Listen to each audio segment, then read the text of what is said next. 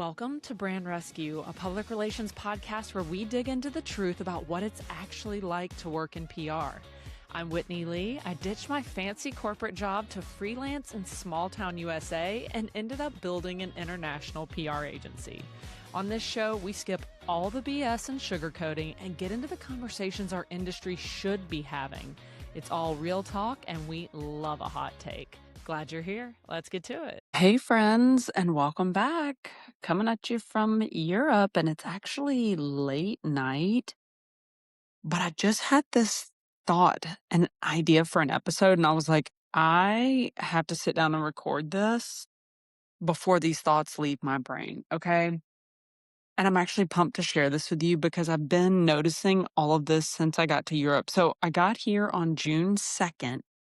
And I spent a month in Italy, right? And one of the first things that I noticed was everybody freaking blasting cigarettes. Like, there are so many stereotypes about Italians, and some of them are true and some of them are not true. But it's so fun and interesting to immerse yourself in another culture and notice little things of like, oh my gosh, we totally don't do that. Or, oh my gosh, this is a stereotype and they actually do that. And cigarettes is one of them. I know as an American citizen, we talk about Europeans and how they smoke a lot. I think of the French when I think about smoking. But in general, in Europe, there is so much more smoking than in America.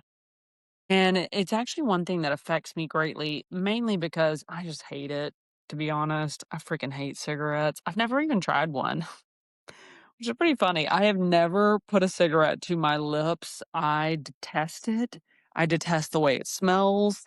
I detest everything about it. I think it's a waste of money. I think it kills you. I think it kills other people, blah, blah, blah, blah. I could go on for years, but you're not here to hear me preach about my personal beliefs. And that's not what the podcast is about. So maybe I'm alone in that. And if you smoke, you do you. Seriously, no judgment. I'm a big old fan of your body, your choice. Do whatever you want. Just don't blow it on me, okay? Because it gets in my hair, and you can't smoke in my car, and you can't smoke in my house, and I'm going to leave any vicinity where people are smoking. So that's just me. But I started to wonder, I'm like, why do so many Europeans smoke? And in America, it is becoming borderline, and maybe y'all disagree. It's becoming borderline taboo to smoke in the US, we and not just me because I hate it so much, but in general, I feel like society kind of, I don't want to say snubs, but definitely looks down on smokers of oh, you're still smoking? Nobody does that anymore. Didn't you get the memo? That's really bad for you. There's definitely this, ooh, and we make it really hard on people to smoke in public. It's like you can't smoke within 50 feet of a door of an establishment. There's no longer smoking sections in any restaurants or anything like that. I don't know. Some casinos maybe. And I don't know, maybe there are some states. I know it is a state by state thing, but I do remember when I was growing up in Mississippi in 2008. I think it was 2008. We went out for New Year's Eve, and I was fresh out of college. I'm 21 years old. And when the clock struck midnight, the law went into effect of no smoking in bars anymore. And I was the happiest woman alive. Literally at midnight, no one was allowed to smoke in the bar anymore, and it changed my life. So anyway, how is this cultural divide happening? Why do they smoke so much and we don't? Because y'all know, in basically every other way, Europeans are much healthier than American citizens, right? The way they eat, the diet, the food they consume, the lifestyle they live, they walk a lot more than we do, blah, blah, blah. In general, Europeans are, if we have to blanket term the word healthy, They are in practice healthier than Americans are, minus the cigarettes. So, how did this happen? How? Why do so many Europeans smoke and so many, and it's like ultra taboo in America? So, of course, I'm a nerd and I have to like look up data on this because I can't just get on here and give y'all my like opinion without any level of data to back it up. I do the same thing to our clients. I'm always like, what data do we have to back up these ideas? Like, it's not about what Whitney thinks and feels. It's like, what data exists to prove this? So here is what I found. Roughly 1 in 4 Europeans smoke, and roughly 1 in 7 Americans. Okay, that's literally almost double. So, across Europe, an average of 26% of people use tobacco products, while the US sits well below that average. Several European nations stay above the average of 14%, 14.8%, while the US is way below that. So, this is not just a little cultural quirk that I'm noticing, like, there is actual data to back this up. And you know how this came to be, right? It all came to be from a public relations campaign. Okay, so hear this. In the 1960s, the US had a much higher per capita, again, per capita, tobacco consumption than any Western European country. So the 60s, this is when like my parents were kids, okay? So boomers were kids, not that long ago. I mean, it does seem like that long ago, but in the grand scheme, not that long ago. In the 60s, we had a much higher consumption. And then America had the largest drop between 1980 and 2000. So minus the Scandinavian countries. So what happened between 1980 and 2000? Um, and it all boils down to the Truth Campaign. I don't know if any of y'all remember this. Okay, so I was born in 86. Yes, I am turning 40 this year. Yay! Um, so there was a campaign launched called the Truth Campaign. It was actually done by a PR agency called Porter Novelli. They were hired to execute the campaign, and it was local and national media relations. And then they also did programs with like youth and activism because they were trying to get the amount of youth to stop smoking because, again, if you get them when they're young, if they start this habit when they're young, they continue it when they're old. So it's like preventative measures, right? So the National Truth Campaign was directly responsible. Again, I'm like reading data to y'all to make sure that this is all valid, not just Whitney blabbing. The National Truth Campaign was directly responsible for preventing more than 450,000 adolescents from smoking. And, okay, here's the kicker. 22% of the overall decline in youth smoking during the first 2 years of the campaign. Let me say that again in a much easier, shorter. In the first 2 years, 22% decline in youth smoking. You know, that's like a PR campaign literally changed the public health of our nature, you know? And here's where I think this company was really, really smart. And I'll be honest with you, I've never heard of that agency before. I don't know if they're still around, but kudos to them because here is how they positioned it. It didn't come from the government barking orders of like, you're not going to smoke, blah, blah, blah. You're not going to do this. What they did was they positioned it as here's how the tobacco companies are deceiving you.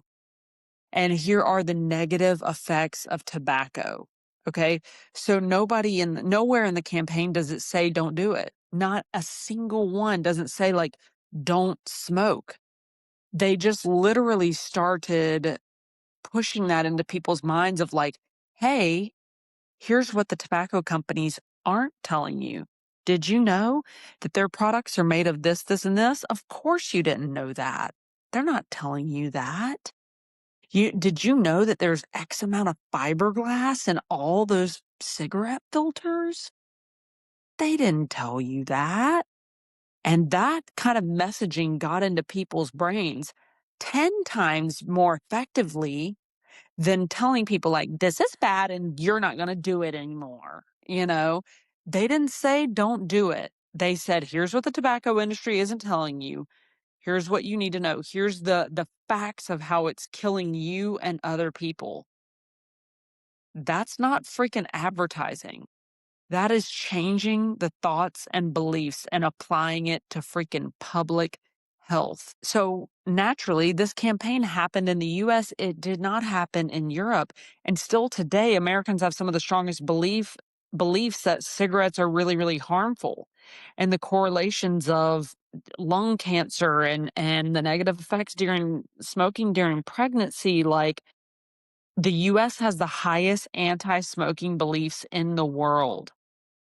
And it didn't happen overnight, right? Don't we preach this all the time for all my PR people out there? We're like, oh my God, preach on. This didn't happen overnight. It happened between 1980 and 2000. It took 20 years. I always say, like, building a reputation is tough, but what's tougher is changing people's minds.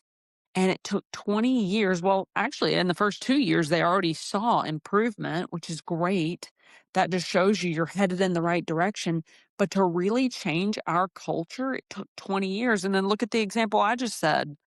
2008, 2009, Mississippi specifically got on board and kicked smoking out of casinos, bars, all the kind of thing. So it took 20 years to change the beliefs. And then in multiple states, it took several years, almost another decade, to start passing legislation like that to make it really, really difficult and I keep wanting to say uncomfortable, but that's not the word I want to say. Inconvenient. There you go. It took even almost another decade to start actually passing laws to make it really inconvenient to smoke. So here's my take on this whole thing is like laws are never going to change our culture. You have to change people's minds. You have to change people's hearts. You have to change people's feelings, what they think and feel. One time someone told me that um, our core beliefs are determined by the time we are 7 years old.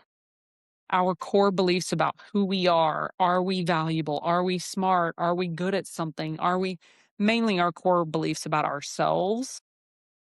But there is also more data that can prove that neural pathways, once a belief is formed, it's a neural pathway, right? Think about little pathways in your brain that have been trained, little avenues.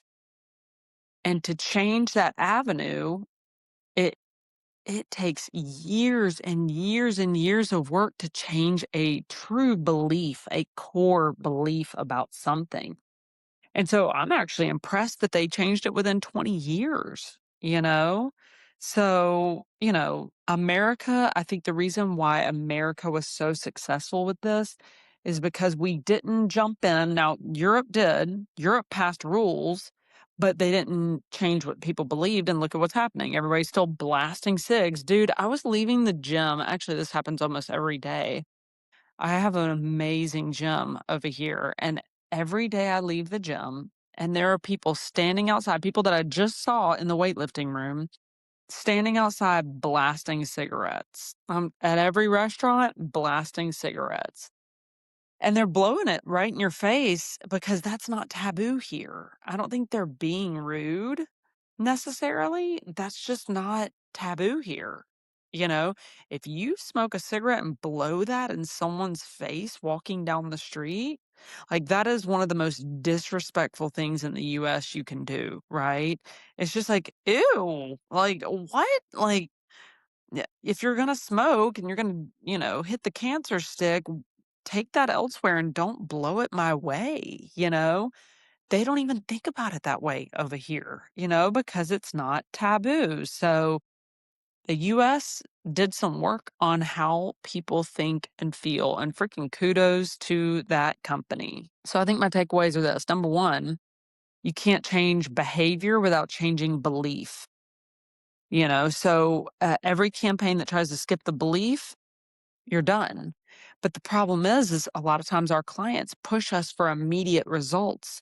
And so we try to go the faster route, right? But I try to explain to everybody is like, we are in the long game here. We are focusing on what people think and feel about your brand for the end of time, you know?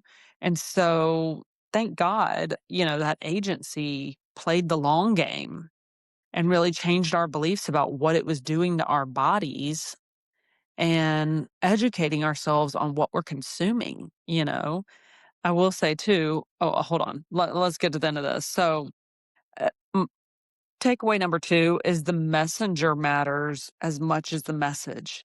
So the Truth Campaign was really, really strong because it was young people talking to young people. It was not government barking orders and pointing a finger in our face. That's it's peer to peer, right? And number three is consistency. You gotta stick with this. Even though within the first 2 years they saw results, they still stuck with it for years. One press release, one little short campaign, one influencer coming in is not gonna change the hearts and minds of people about your brand. Here's what I was gonna say.